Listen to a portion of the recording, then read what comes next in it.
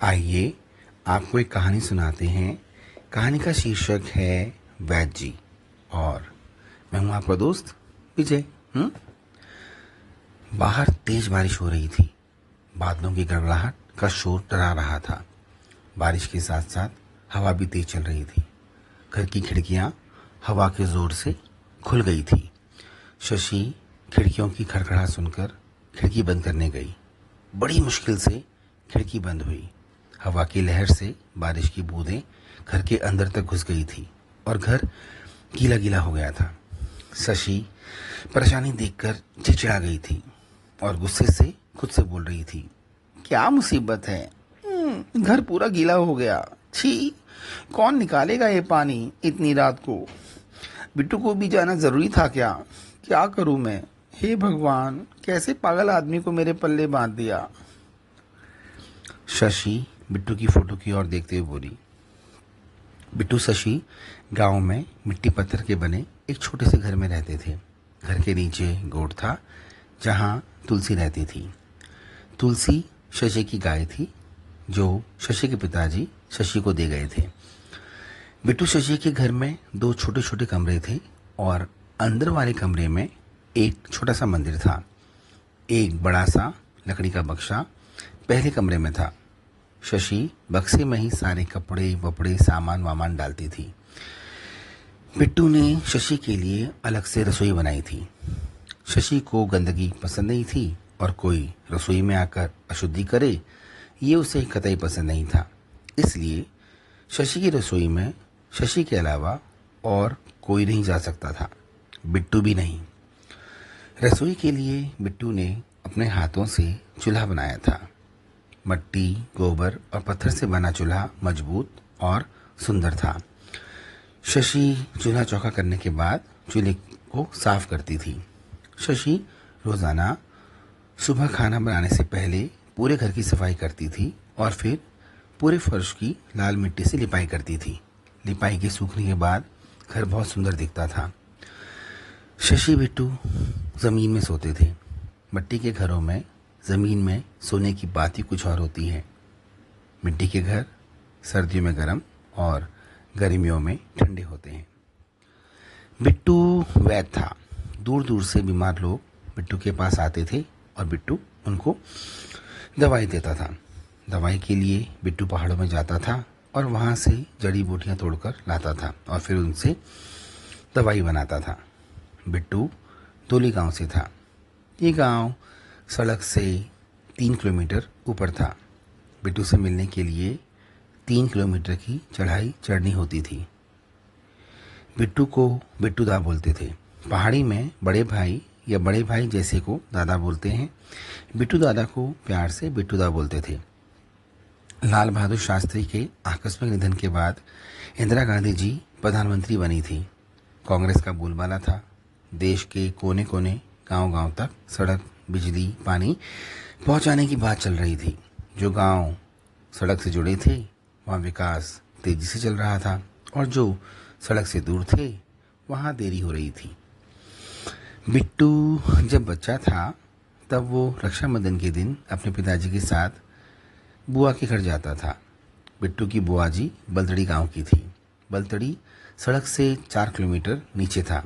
बलतड़ी गांव काली नदी के किनारे था और नदी के उस पार नेपाल था। बिट्टू जब बुआ जी के घर जाता था तो बुआ के बच्चों के साथ गाय बैल को पानी पिलाने, नहलाने धुलाने के लिए नदी के पास जाता था। नदी का पानी साफ, स्वच्छ और पारदर्शी था। नदी इतनी साफ थी कि नदी को ऊपर से देखने से नदी के अंदर कंकड़, पत्थर, मछली सब साफ साफ दिखाई देते थे। एक बार बिट्टू बछड़े को नहला रहा था कि बछड़ा खुद से नदी के अंदर चला गया। बछड़े भी तो शरारती होते हैं। बछड़े को पकड़ने के लिए बिट्टू भी नदी में गया। बिट्टू ने बछड़े की पूंछ पकड़ी और बछड़ा नदी में तैरता हुआ उस पार चला गया। बछड़े के साथ बिट्टू भी नदी के पार चला गया। बिट्टू भारत से नेपाल पहुंच गया। जब बिट्टू उस पार पहुंचा तो उसने देखा कि वहाँ एक कुटिया थी जिसके बाहर एक महात्मा जी बैठे हुए थे और लोगों की भीड़ जमा थी। महात्मा जी उन लोगों की एक एक करके नाड़ियां देख रहे थे और उनको दवाई दे रहे थे। बिट्टू को महात्मा जी में एक अलग अलौकिक तेज दिख रहा था। महात्मा जी के पास वो लोग भी आ रहे थे जिनका उपचार हो चुका था और वो महात्मा जी का शुक्रिया करने आए थे। सभी महात्मा जी के चरण स्पर्श कर रहे थे। महात्मा जी की नज़र बिट्टू पर पड़ी। 12 साल का बिट्टू एकटुक होकर महात्मा जी की ओर देख रहा था। जब सभी लोग चले गए तो महात्मा जी का एक भक्त बिट्टू के पास आया। उसके हाथ में दूध का लोटा था। उसने बिट्टू से बोला, बेटा खड़े खड़े थक गए होगे, लो दूध पी लो, बड़े वैद्य जी बुला रहे हैं। बड़े वैद्य जी? वो महात्मा जी बड़े वैद्य जी हैं? बिट्टू ने आश्चर्य से पूछा। हाँ बेटा, जो रोगी का उपचार करते हैं उन्हें वैद्य कहते हैं और हमारे वैद्य जी तो बड़े वैद्य जी हैं। ये बड़े से बड़े रोग का भी उपचार करते हैं। अच्छा। बिट्टू दूध पीने के बाद बड़े वैद्य जी से मिला। वैद्य जी ने बिट्टू से पूछा, बेटा क्या नाम है तेरा? वैद्य जी, वैसे स्कूल का नाम तो विजय भट्ट है, लेकिन घर का नाम बिट्टू है। गांव में सभी मुझे बिट्टू ही बुलाते हैं। वैद्य जी बिट्टू की बात सुनकर मुस्कुराए। बिट्टू ने वैद्य जी से ढेर सारे सवाल पूछे। वैद्य जी ने बोला, बेटा मानव सेवा से बड़ी कोई सेवा नहीं और उपचार करना तो सबसे उच्च है। यदि तुम्हें अपने प्रश्नों के उत्तर चाहिए तो तुम्हें परीक्षा देनी होगी। यदि तुम परीक्षा में सफल हुए तो मैं तुम्हें उपचार के सारे गुण सिखा दूंगा। कैसी परीक्षा वैद्य जी? बिट्टू ने पूछा। पहले तुम अपने पिताजी को यहाँ लेकर आओ, फिर बताता हूँ। वैद्य जी जानते थे कि 12 साल के बिट्टू से बात करना बेकार है। वैद्य जी की बात घर जाकर बिट्टू ने अपने पिताजी को बताई। बिट्टू के पिताजी वैद्य जी से मिलने गए। वैद्य जी ने बोला, बिट्टू को 3 महीने तक अपने गांव से मेरी कुटिया आना होगा। अगर बिट्टू लगातार 3 महीने मेरे पास आया तो मैं उसे अपना शिष्य स्वीकार कर लूँगा और अपनी सारी विद्या सिखा दूंगा। पिताजी समझ गए कि वैद्य जी बिट्टू को शिष्य बनाना नहीं चाहते हैं। कौन वैद्य जी के पास 7 किलोमीटर पहाड़ से नीचे आएगा और नदी पार करेगा और फिर वापस उल्टा ऊपर चढ़ेगा? पिताजी ने वैद्य जी की बात बिट्टू को बताई। बिट्टू समझ गया कि वैद्य जी ये सुनिश्चित करना चाहते हैं कि कहीं मैं अधूरा ज्ञान लेकर बीच में ही विद्या त्याग ना दूं। इसलिए वो ये कठिन परिश्रम देकर मेरे धैर्य की परीक्षा ले रहे हैं। लेकिन बिट्टू भी हठी था। उसने वैद्य जी की परीक्षा को चुनौती माना और वह रोज सुबह 6 बजे दोली गांव से बलतड़ी 7 किलोमीटर नीचे ऊपर करते हुए और नदी आर पार करते हुए वैद्य जी के यहाँ गया। बिट्टू लगातार बिना रुके पूरे 3 महीने ठंड और बरसात पार करते हुए वैद्य जी के पास गया। बिट्टू की लगन देखकर वैद्य जी की आंखों से आंसू निकल आए। वैद्य जी ने संकल्प लिया कि वो बिट्टू को अपना सबसे उत्तम शिष्य बनाएंगे। वैद्य जी के पास जितना ज्ञान था वो उन्होंने सारा का सारा बिट्टू को सिखा दिया। बिट्टू परिश्रमी था और वैद्य जी के साथ रहते रहते वो 12 सालों में बड़ा वैद्य बन गया था। बिट्टू की शादी शशि से हुई। बिट्टू शशि को लेकर वैद्य जी के पास गया। शशि की तो एक ही दिन में हालत खस्ता हो गई और बिट्टू 12 साल से वैद्य जी के साथ था। शशि ने वैद्य जी के चरण स्पर्श करने से पहले स्वामी बिट्टानंद उर्फ बिट्टू जी के चरण स्पर्श किए और बोला, स्वामी जी अब आगे से आप ही यहाँ आइएगा, मेरे बस की नहीं है, मुझे क्षमा कीजिएगा। शादी के बाद बिट्टू की अपनी गृहस्थी हो गई। वैद्य जी ने बिट्टू को मुक्त कर दिया और अपना घर संसार संभालने के लिए कहा। बिट्टू अपने गांव में रहने लगा और लोग उपचार के लिए बिट्टू के पास उसके गांव आने लगे। शशि बिट्टू से मिलने वाले मरीजों से परेशान हो गई थी। बिट्टू ने कई बार कोशिश की कि कोई और भी उससे उपचार की विद्या सीखे, लेकिन कोई सीखना नहीं चाहता था। बेचारा अकेला बिट्टू 3-3, 4-4 गांव के लोगों का उपचार करता था। आदमियों की तो छोड़ो, गांव के लोग तो अपने जानवर, गाय, बैल, बकरी, भैंस और मुर्गा मुर्गी तक के इलाज के लिए बिट्टू के पास आते थे। शशि का रोजाना बिट्टू से झगड़ा होता था। हर समय घर में मरीज ही मरीज आते थे। कोई कोई तो सुबह 6 बजे ही आटा पकता था और कोई रात 12 बजे दवाई लेने आता था। बिट्टू उपचार के पैसे नहीं लेता था, वो बस दवाइयों के लिए बोलता था। मरीज लोग अच्छे थे, वो उपचार के बदले गेहूँ, चावल, घी, गुड़ वगैरह दे जाते थे। व्यापारी लोग कपड़े, साड़ी, सूट, जूते, चप्पल, रजाई, कुर्ता पजामा वगैरह देते थे। बिट्टू मना करता था पर लोग मानते नहीं थे। शशि को बिट्टू की पत्नी होने का अलग सुख था। शशि को बिट्टू दा वाली बौजी बोलते थे। बौजी मतलब भाभी। लोग बौजी बौजी बोलकर शशि का बहुत मान रखते थे और गांव की हर खुशी में उसे शामिल करते थे। सावन आ गया था और बारिश जोर शोर से हो रही थी। बारिश से पहाड़ कमजोर हो जाते हैं और खिसकते हैं। बार बार बादलों के धूम, धड़ाम, गड़गड़ाहट और बिजली के कड़कड़ाने से पहाड़ों में कंपकपी होती है। पहाड़ों से पत्थर टूट टूट कर नीचे गिरते हैं। नदी पानी से लबलबालब हो जाती है और आसपास की जमीन, घर सब खा जाती है। बारिश के दिनों बिट्टू मंदिर के अंदर मरीजों को देखता था। मंदिर ऊंचाई में था और उसकी छत मजबूत थी। चाहे कितनी बारिश हो, पानी मंदिर के अंदर नहीं आता था। बिट्टू सुबह से शाम तक मंदिर में ही रहता था। एक दिन राजू सुबह सुबह बिट्टू के पास आया। बिट्टू दा, विनोद का बलतड़ी से संदेशा आया है। विनोद की बहन सरिता की शादी हमारे गांव में हुई है ना। सरिता बता रही थी कि बड़े वैद्य जी की तबीयत बहुत खराब है। बिट्टू बिट्टू बोल रहे हैं और कुछ भी नहीं बोल पा रहे हैं। राजू की बात सुनते ही बिट्टू तेजी से खड़ा हो गया और मरीजों को छोड़कर सीधे घर गया। बारिश में भीगते हुए बिट्टू घर पहुंचा तो शशि ने आते ही डांटा, पागल हो गया हो क्या तुम?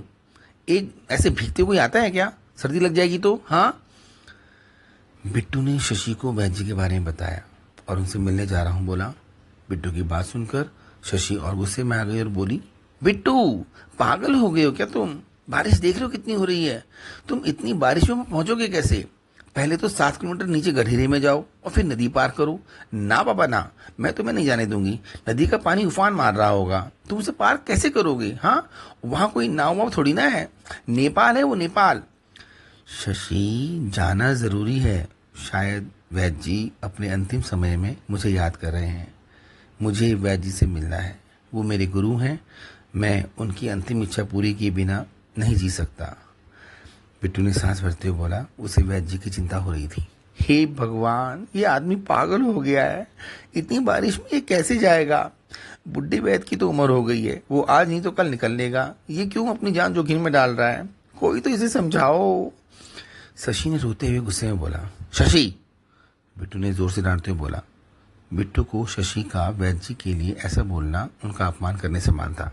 ठीक है फिर जा और उसी बुड्ढे के साथ मर, तुझे मेरी कोई चिंता नहीं है। कल हमारी शादी की सालगिरह है। मैंने सोचा था कि माँ कालिका के मंदिर जाएंगे और ये बुड्ढे वैद्य के पास जा रहा है। जा, निकल, अभी निकल। शशि रोते हुए बोला। बिट्टू के पास भी समय नहीं था। वो शशि को समझाता मैं वैद्य जी के पास जाता। शशि की आंख से आंसू निकल रहे थे। शशि ने एक मोटी सी बोरी निकाली और बिट्टू के सर को ढक दिया। बिट्टू नीचे निकला ही था कि शशि ने तुलसी को गोद से निकाला और बिट्टू के साथ लगा दिया। शशि ने तुलसी से बोला, तुलसी, बिट्टू की रक्षा करना। तुलसी के गले में घंटी थी। तुलसी ने सर हिलाते हुए शशि को हाँ बोला। तुलसी सर हिला रही थी और टन टन करके उसकी घंटी बज रही थी। तुलसी बिट्टू के साथ नीचे गढ़ेरे में गई। इतनी बारिश हो रही थी, सारा रास्ता फिसलन फिसलन जैसा हो गया था। जैसे तैसे भीगते भीगते बिट्टू तुलसी बलतड़ी गांव और फिर बलतड़ी से नदी पार करने में तुलसी ने बिट्टू की मदद की। बिट्टू तुलसी के सहारे नदी पार कर गया। शशि की नींद उड़ गई थी। एक और बारिश रुकने का नाम नहीं ले रही थी और दूसरी ओर बिट्टू घर में नहीं था। बारिश का पानी घर के अंदर तक घुस गया था। अचानक हवा के जोर से खिड़की खुली और शशि ने देखा तूफानी बारिश की वजह से बगल वाला घर ढह गया। घर के लोग बाहर निकलकर दूसरे के घर में घुस गए। शशि को लगा कि उसका घर भी ढह जाएगा। बारिश का पानी छत से टपकने लगा था। शशि ने पहले वाले कमरे में रखे बक्से के अंदर से अपना शादी का जोड़ा निकाला और वो अंदर मंदिर वाले कमरे में गई। शशि शीशे के पास बैठ गई और रोते रोते श्रृंगार करने लगी। शशि ने शादी का जोड़ पहना, गहने पहने और सिंदूर लगाया। शशि दरवाजे की ओर देखने लगी। घर में एक ही लालटेन थी और उसकी रोशनी से सब पीला पीला दिख रहा था। शशि ने सोचा था कि कल सुबह सुबह वो बिट्टू के साथ कालिका मंदिर जाएगी और देवी से आशीर्वाद लेगी, लेकिन देवी को शायद कुछ और ही मंजूर था। धीरे धीरे बारिश हल्की हो गई और रात से सवेरा होने लगा था। शशि की ओर देखते देखते शीशे की ओर देखते देखते शशि की भी आंख लग गई थी। सवेरा हो गया था। चिड़ियों की चींची करने की आवाज़ आने लगी थी। शशि ने अपने घर के मंदिर में रखी देवी की प्रतिमा को प्रणाम किया और बिट्टू की रक्षा करने के लिए बोला। शशि ने दरवाज़ा खोला। दरवाज़ा खोलने के साथ ही जोर से धड़ाम की आवाज़ आई। ये आवाज़ बादल फटने की थी। शशि डर से घर के अंदर घुस गई और फिर थोड़ी देर में घंटे की टन टन आवाज़ आने लगी। शशि जान गई कि यह आवाज़ तुलसी की घंटी की है। शशि खुशी से झट से घर से बाहर आई। तुलसी दरवाजे के पास थी पर बिट्टू नहीं था। शशि गुस्से में आ गई और उसने पास में रखा डंडा उठाया और वो तुलसी को पीटने लगी। कहाँ है मेरा बिट्टू? बता, मैंने तुझे उसकी रक्षा करने के लिए भेजा था और तू उसे छोड़कर वापस आ गई। बता, कहाँ है मेरा बिट्टू? शशि जोर जोर से रोने लगी। शशि ने फिर से तुलसी को पीटने के लिए डंडा उठाया। शशि, क्या कर रही हो? क्यों इस बेजुबान को मार रही हो? हाँ, बिट्टू ने बोला। शशि ने देखा बिट्टू वैद्य जी को अपनी पीठ में उठाकर ऊपर की ओर आ रहा था। वैद्य जी ने अपने दोनों हाथों से बिट्टू को पकड़ा था। उनके एक हाथ में टॉर्च थी। देखकर ऐसा लग रहा था जैसे दोनों सारी रात धीरे धीरे चढ़ाई चढ़ते हुए ऊपर पहुंचे हो। शशि विजय को देखकर बहुत खुश हुई। वो दौड़ते दौड़ते बिट्टू के पास पहुंची। शशि ने देखा बिट्टू पूरा गीला था। मट्टी की चपचाप से उसके कपड़े पूरे गंदे मटमैले हो गए थे। शशि बिट्टू वैद्य जी को उनकी कुटिया से अपनी पीठ में उठाकर इतनी ऊपर कैसे लाया होगा सोच रही थी। शशि बिट्टू के दर्द को महसूस करने लगी। शशि की आंखें भर आई। बिट्टू ने शशि को संभाला और बोला, शशि, थोड़ा पानी गर्म कर दो, वैद्य जी स्नान कर लेंगे। धीरे धीरे मौसम भी अच्छा हो गया। वैद्य जी और बिट्टू दोनों ने स्नान किया। बिट्टू ने शशि से बोला, शशि, अब वैद्य जी हमारे गांव में रहेंगे। ऊपर मंदिर में जो कमरा है ना, वैद्य जी वहीं रहेंगे और मेरे साथ रोगियों का उपचार करेंगे। मैं वैद्य जी को सदा के लिए यहीं ले आया हूँ। शशि बिट्टू की बात समझ गई और उसे मुस्कुराते हुए ठीक है बोला। स्नान के बाद वैद्य जी ताज़ा ताज़ा महसूस करने लगे थे। शशि ने वैद्य जी के लिए भोजन लगाया। भोजन के बाद बिट्टू वैद्य जी को ऊपर मंदिर ले गया। शशि ने चूल्हा चौका साफ ही किया था कि उसने बिट्टू की आवाज़ सुनी। शशि! बिट्टू ने बोला ही था कि शशि ने टोक दिया, तुम इतनी जल्दी आ गए? अभी तो गए थे। अरे शशि, आज हमारी शादी की सालगिरह है ना, और तुम कालिका मंदिर जाने की बात कर रही थी कल। चलो चलते हैं, बिट्टू ने प्यार से बोला। लेकिन बिट्टू, तुम्हारे मरीज? अरे शशि, वैद्य जी आगे है ना, वो सब देख लेंगे। शशि मुस्कुराने लगी। बिट्टू शशि के साथ कालिका मंदिर गया।